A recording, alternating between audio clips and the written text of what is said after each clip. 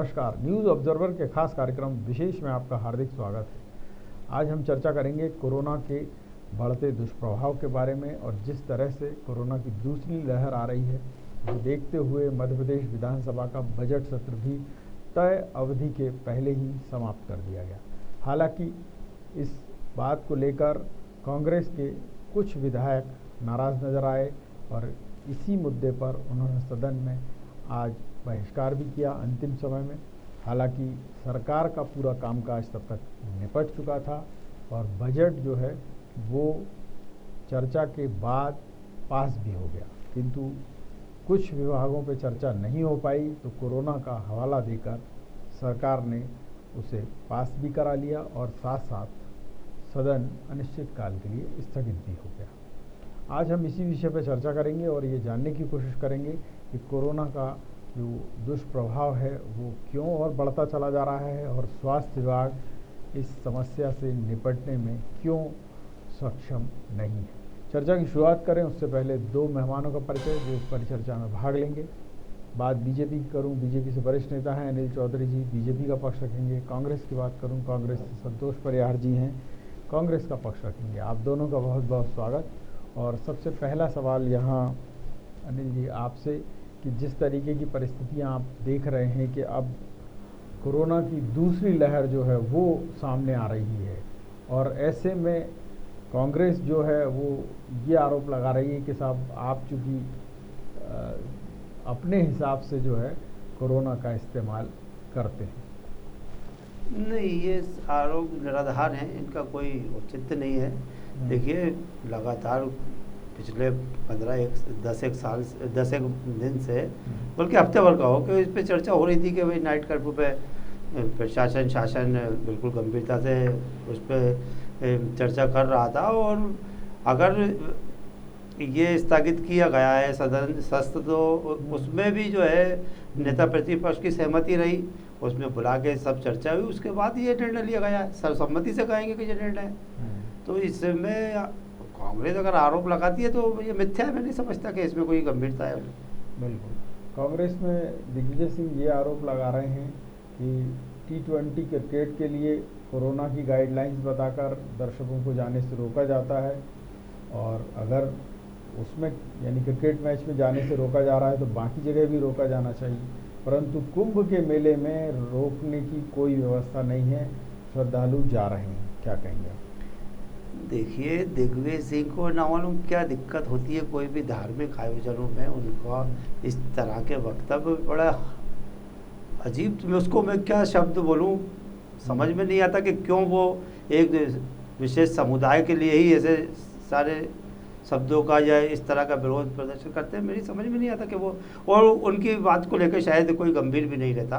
दिग्विजय सिंह का शुरू से अभी तक देखेंगे तो उनके ऐसी इस तरह की बयान बताइए संतोष जी। दिग्विजय सिंह जी कह रहे हैं कि कोरोना का अपने हिसाब से सरकार इस्तेमाल कर रही है और उन्होंने कुंभ मेले को और T20 क्रिकेट मैच की तुलना की है कि क्रिकेट मैच में प्रतिबंध है और कुंभ मेले में कोई प्रतिबंध नहीं। क्या कहेंगे आप? देखिए प्रकाश जी, निश्चित तौर पे जो है भारतीय जनता पार्टी की सरकार है यहाँ, ये अपने हिसाब से जो है अपने हिसाब से अभी नगर निगम चुनाव टालने हैं अब, तो इसलिए जो है एक बहाना है। कोरोना तो एक बहाना है। रही बात अवेयरनेस की, अवेयरनेस सबको होना चाहिए और जो कोरोना की आड़ में जो है ये जो पूरे जो है मध्य प्रदेश में नगर निगम चुनाव भी टाल दिए गए हैं, उसकी भी आगे तारीख कब आएगी पता नहीं है।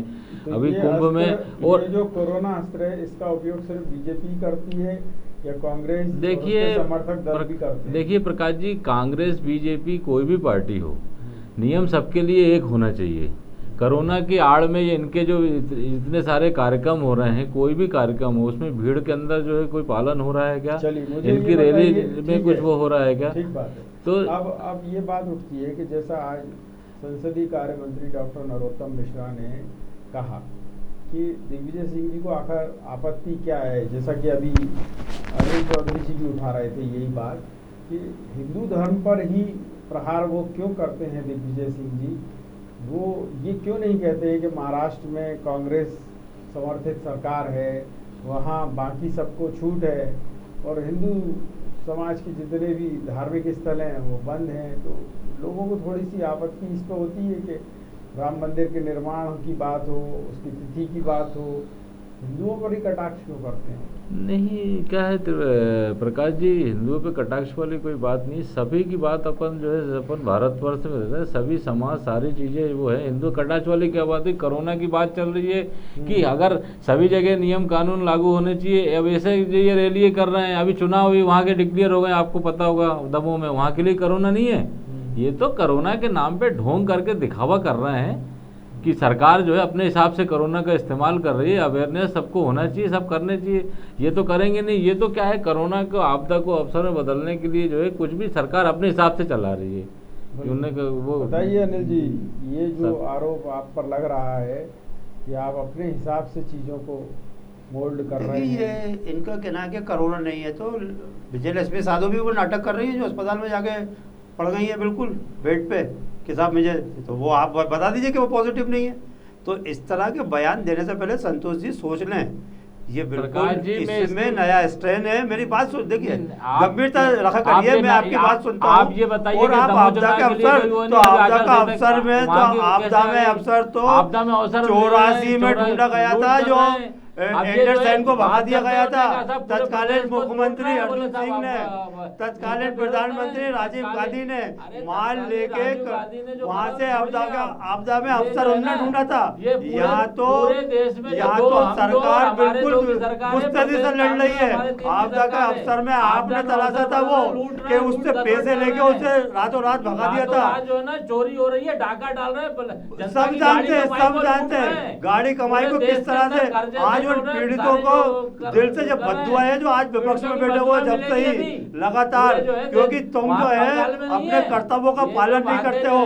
आप आपदा में अवसर की बात कर रहे हैं, तो इससे बड़ा कोई उदाहरण दूसरा नहीं होगा। या अभी बता दीजिए कोई, अभी बताइए आप, अभी बताइए आप।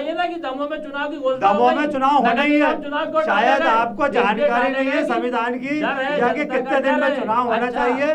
टाइम जब हो जाएगा तो आप कर्फ्यू बना लगा रहे हो, दिन में भीड़ चारों तरफ। पहले चिल्ला लो, पहले चिल्ला तुम रहो। देखो मेरी बात है, मेरी बात, मोटा भाई छोटा, मैं आपको बता दूं, मैं की बातें कर रहा हूँ, चलिए महाराष्ट्र में चुनाव बातें कर रहे हैं। महाराष्ट्र चाहे पूरा देश हो, कहीं भी कोरोना की जो बात है, मध्य प्रदेश की बात करेंगे तो वहाँ की बात आ जाए। पूरे देश में लूट मची हुई है, कह रहे साहब पुराना क्या हुआ? अरे पुराना जो हुआ है उसी के तुम वो कर रहे हो। पूरे 7 साल के शासन में एक भी लूट नहीं हुई, वरना तो कोलगेट जी सारे जी आप पे लगे हुए हैं। उन्होंने तो पूरी लाइन सही कर दी है। यहाँ पे आके आप फ्रस्ट्रेशन निकालते हैं, चिल्लाते हैं, आप बीच में टोकते हैं। तिवारी जी मैं बिल्कुल शांति से इनके पूरे को सुनता हूँ, पूरी शांति से सुनता हूँ। ये बीच में इनकी आदत बन गई है कि मुझे लगातार इंटरप्ट करते हैं, हर बार इंटरप्ट करते हैं। ये मैं बिल्कुल इनकी सुनता हूँ, ये बिल्कुल जब भी बोलते हैं मैं चुपचाप सुनता हूँ, लेकिन जब मैं बोलता हूँ ये इंटरप्ट करते हैं, लगातार इंटरप्ट करते हैं। अनिल जी शांत होइए, मैं ये कह रहा हूँ आप दोनों समझदार नेता हैं, अगर इस तरीके से मछली बाजार टाइप लड़ेंगे तो अच्छी बात तो नहीं है। अब चलिए ये बताइए संतोष जी कि कोरोना को लेकर प्रिकॉशंस लेना चाहिए, इस बात पर आपके नेता भी सहमत थे। आज अगर हम सदन की बात करें तो खुद नेता प्रतिपक्ष कमलनाथ जी हों, मुख्यमंत्री हों शिवराज जी, या संसदीय कार्य मंत्री हों डॉक्टर नरोत्तम मिश्रा, विधानसभा अध्यक्ष गिरीश गौतम जी के सामने बैठकर सब ने ये तय किया कि नहीं भाई कोरोना वाकई फैल रहा है, 5-5 विधायकों को हो गया है, 6 विधानसभा के कर्मचारियों को हो गया है, तो अब सत्र चलाना ठीक नहीं होगा। और जब नाइट कर्फ्यू लग रहा है तो फिर गलत संदेश जाएगा कि नेता एक तरफ कुछ आदेश दे रहे हैं और खुद कुछ कर रहे हैं। तो इसमें अब दिक्कत कहाँ आ रही? क्या कोई एक नया गुट पैदा हो गया है कांग्रेस में कि जो कमलनाथ जी की बात नहीं मान रहा है? जब कमलनाथ जी डिसाइड कर गए तो उसके बाद तो फिर बात खत्म हो जानी चाहिए। क्या प्रकाश जी, पूरे प्रकाशन का पालन करना चाहिए कोरोना काल में। वो भी हमारा कहने का मतलब ये है कि जो भी है सबके लिए एक समान होना चाहिए। इसमें अभी नगर निगम चुनाव होने थे, वो टल गए कोरोना के कारण, और भी कई कोर्ट का भी मसला, चलिए ठीक है। अभी आपने आज ही घोषणा पड़ी दमोह के चुनाव है तो वहाँ के कोरोना का पालन नहीं होगा, तो ये तो क्या अपने हिसाब से चला रहे हैं। चलिए नहीं, अब आप देखिए थोड़ा सा विषय को समझने की कोशिश करें। अभी चुनाव आयोग ने घोषित किए थी, उस पर क्या सरकार का बस है क्या? ठीक है, थोड़ा समझ के आप बोला करिए। अब हाई कोर्ट ने कोई डिसीजन दिया है नगरीय निकाय चुनाव के बारे में, तो आप या हम कैसे टिप्पणी कर सकते हैं सब जुडिस मामले? कर सकते हैं क्या? चलिए, यहाँ मैं अनिल जी आपसे जानना चाहूँगा कि कांग्रेस चूँकि इसलिए भी विरोध कर रही है, या उसमें एक गुट विरोध कर रहा है कि सुबह सदन में कमलनाथ जी आए, उनसे बातचीत हो गई और मामले ये तय हो गया था कि आज सदन समाप्त हो जाएगा, परंतु जीतू पटवारी जी बीच में खड़े हुए और उन्होंने बाद में ये कहा जब कामकाज पूरा निपट गया कि नहीं साहब, कार्यसूची जो है कल वाली वो जो हमको नहीं मिली। तो ये भी कहा वहाँ से सत्ता पक्ष की तरफ से कि आपको सूची दी गई है, संसदीय कार्य मंत्री ने बताया भी कि आपको अनुपूरक सूची दी गई है, परंतु फिर भी वो खड़े हो गए उठ के, चलो बहिष्कार करते हैं सब, तो सब चले गए। तो सत्ता पक्ष के लोग, खासतौर पर संसदीय कार्य मंत्री नरोत्तम मिश्रा जी ने ये कहा कि एक नया गुट बन रहा है कांग्रेस में और उसकी लीडरशिप जीतू पटवारी करना चाहते हैं। क्या टिप्पणी आप? देखिए, ये इससे ये दर्शाता है कि ये जो कांग्रेस सदन में या सदन के बाहर भी देखे तो नेतृत्वहीन हो चुकी है। इनके नेता कुछ और कह रहा है और इनके दूसरे नेता कुछ और कह रहा है, तो आपस में इनका तालमेल नहीं है। और जैसा कि अभी पिछले कुछ दिनों से आप देख रहे हैं, चाहे वो मानक भाई का मामला ले लें या और भी मामले ले लें, तो आपस में इनका कोऑर्डिनेशन नहीं है, आप समन्वय नहीं है। तो इस तरह के वक्तव्य इनसे दर्शाते हैं कि पार्टी में कितने गुट हैं और आज पार्टी इनकी कहाँ जा रही है, इनका संगठन कहाँ जा रहा है। इसलिए ये धरातल पे कहीं भी दिखाई नहीं देते हैं। रही बात निकाय चुनाव की बात, तो अगर इस चुनाव को लेकर अगर गंभीर माननीय कमलनाथ जी होते तो इसको ये खुद नहीं टालते। ये जो इसमें लिंगा नाम हुआ है वो किसके कारण हुआ है? संतोष भाई को ये मैं बता दूं कि अगर वो समय पर चाहते तो 18-19 में चुनाव करा सकते थे, 2 साल पहले चुनाव हो जाते थे, परंतु ये उसका भी दोषारोपण हम पे कर रहा है। तो शायद इनकी जानकारी अधूरी है, तो शायद संतोष भाई जानकारी पूरी करके आ जाए तो ये आरोप नहीं लगाएंगे। कोई अधूरी नहीं है। चलिए ठीक है, विषय पे आप बीच में मत बोलिए करिए, ये अच्छी बात नहीं है संतोष जी। आप आपस में एक दूसरे से बात करेंगे, फिर बहस करेंगे, एक दूसरे से कोई चीज़ें कहे सुनने में आएगी, अच्छी बात नहीं है। संतोष जी, मैं ये जानना चाह रहा हूँ कि जब एक बार डिसाइड हो गया, नेता प्रतिपक्ष ने कर दिया, तो ये बाद में जो बीच में गुटागुट उठ रहे हैं कि उन्होंने कहा साहब जीतू पटवारी अलग से अपना खड़े हो गए, उन्होंने कहा कि नहीं हमको नहीं मिली, जबकि डॉक्टर गोविंद सिंह को वो सूची मिली थी। वो मुख्य सचेतक हैं कांग्रेस विधायक दल के, यानी कमलनाथ जी के गैर मौजूदगी में उनके पास कमान थी, परंतु कमांड जो है वो जीतू पटवारी जी ने अपने हाथ में ले ली। ये मतलब क्या है कांग्रेस में? इसमें सब लोग एकजुट हैं या फिर यहाँ से अनुशासनहीनता की बू आती है या कुछ और कारण है? देखिए क्या प्रकाश जी, जब माननीय नेता प्रतिपक्ष जो पहुँचे वहाँ पे जो क्या बात हुई मेरे को इसमें इस बारे में जो है जानकारी नहीं है। ये जो क्या घटना हुई है जीतू पटवारी, इसके बारे में बड़े बड़े विधायक नेताओं का मामला, इस मामले में मैं कुछ नहीं बोलूँगा क्योंकि मेरे को जानकारी नहीं है। बिल्कुल, बहुत अच्छी बात आपने कही है। चलिए, आपको जानकारी नहीं है, पर हमारे दर्शकों को हमने इसलिए पूरी जानकारी बता दी, जो कुछ हुआ वो आपके संज्ञान में या दर्शकों के संज्ञान में रहना चाहिए। मैं ये पूछता हूँ आपसे कि गॉडसे के एक समर्थक बाबूलाल चौरसिया को कांग्रेस में लिया गया, कमलनाथ जी ने उसे प्रवेश दिलाया, उस पर सबसे पहली टिप्पणी की पूर्व कांग्रेस अध्यक्ष, पूर्व सांसद अरुण यादव जी।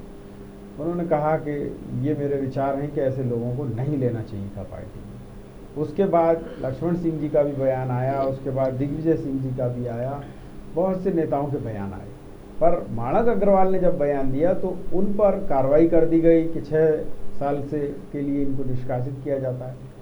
ये क्या है?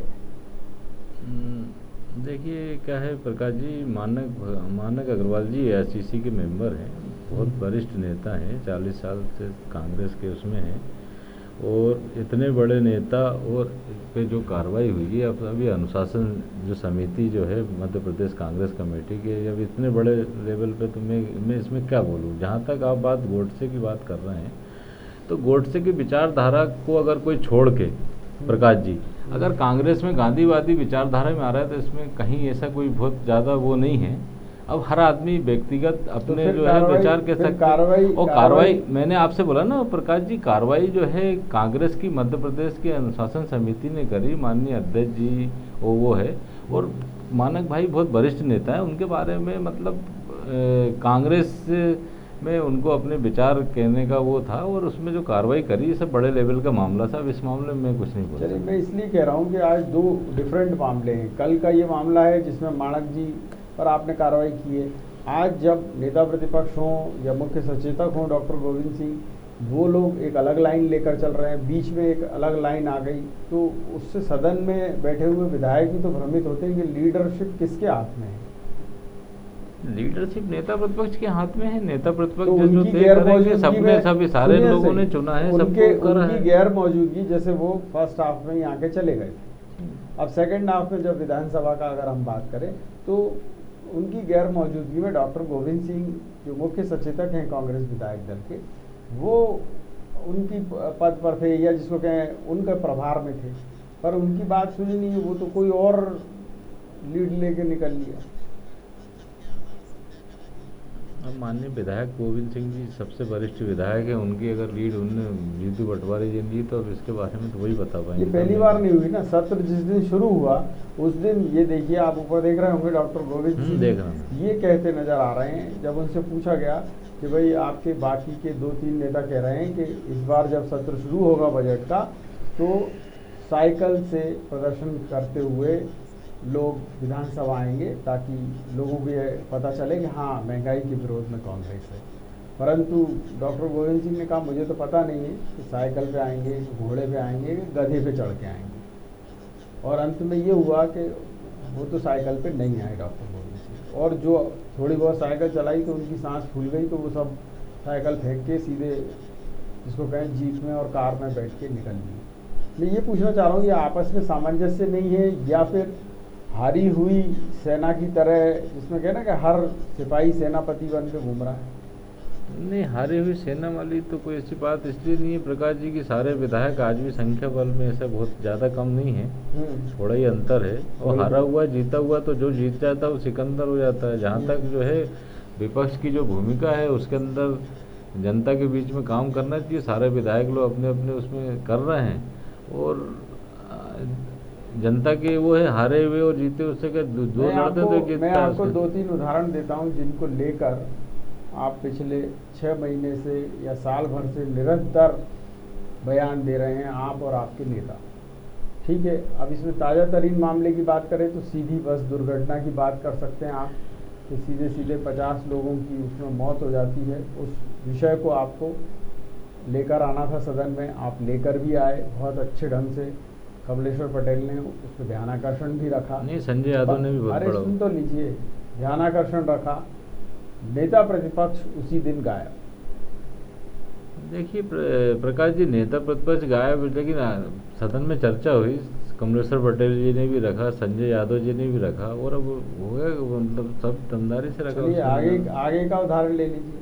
किसानों को लेकर आपने तमाम तरीके की जो बातें कही कि कृषि बिल हो या फिर अब लोकल किसानों के मुद्दे, आप उन पर हंगामा मचाने वाले थे, आप सरकार को घेरने वाले थे।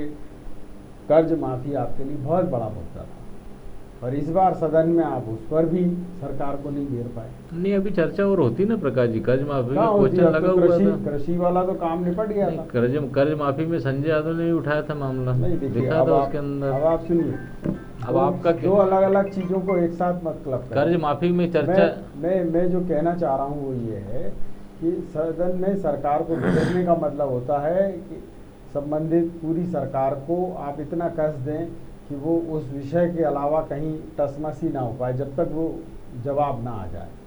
ऐसी भी स्थिति नहीं बन पाई। प्रकाश जी, किसानों के मामले में तो कांग्रेस के सारे विधायक से लेके सब नेता जो है सब जगह लगे हुए हैं, उसके अंदर कोई ऐसा वो नहीं है।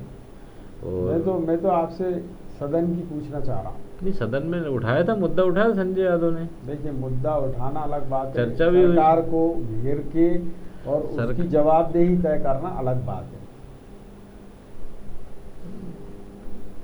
चलिए, इसका जवाब नहीं है। यहाँ मैं आपसे पूछना चाहूँगा अनिल जी कि ये जो स्थितियाँ आप देख रहे हैं, इतना कमज़ोर विपक्ष है, और अगर उसमें धार नहीं है तो कांग्रेस की इस कमजोरी का फ़ायदा बीजेपी पूरी तरह से उठा रही है। निश्चित तौर पर कांग्रेस कमज़ोर क्या है कि पूरा संगठन ही कमज़ोर हो चुका है, और जब आपका प्रतिनिधि जो है सामने जो है, अगर वो कमज़ोर है तो निश्चित तौर पे सामने वाले को फ़ायदा होता ही है। तो इसमें कोई शुबा नहीं है कि कमज़ोर जब खिलाड़ी होगा तो जीत हमारे क्षेत्र में हमारी जीत होगी।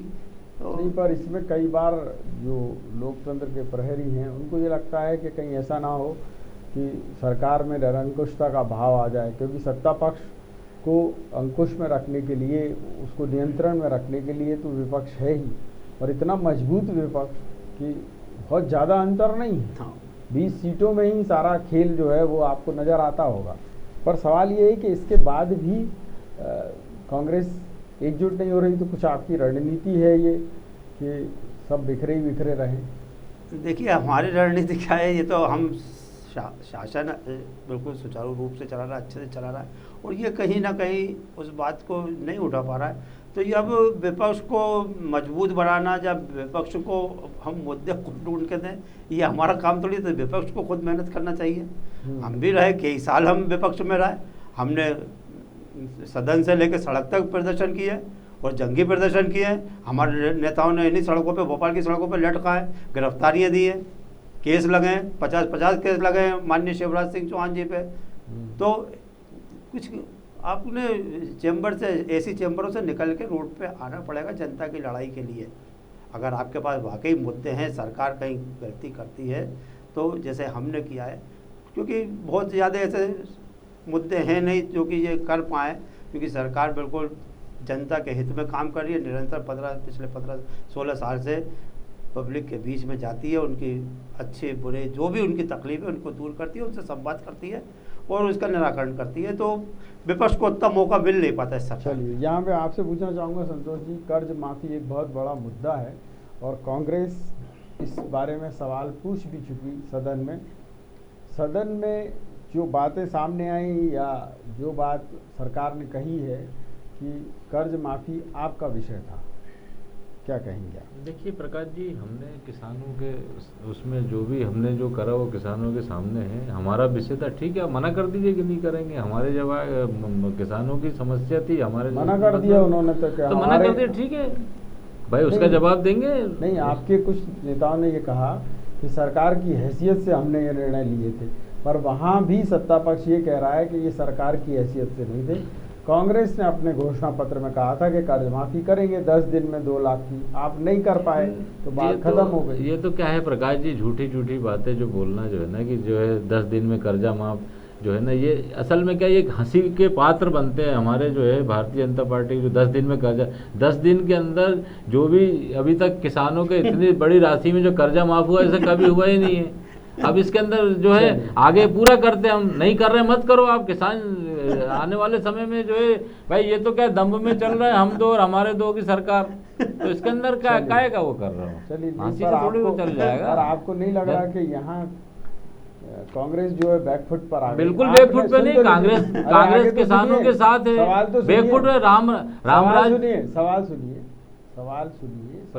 सवाल ये है कि आपने कहा हमने 10 दिन के अंदर किसानों का कर्जा माफ कर दिया, ये आप ही ने कहा ना? हाँ करा ना, 10 दिन में माफ किया आपने।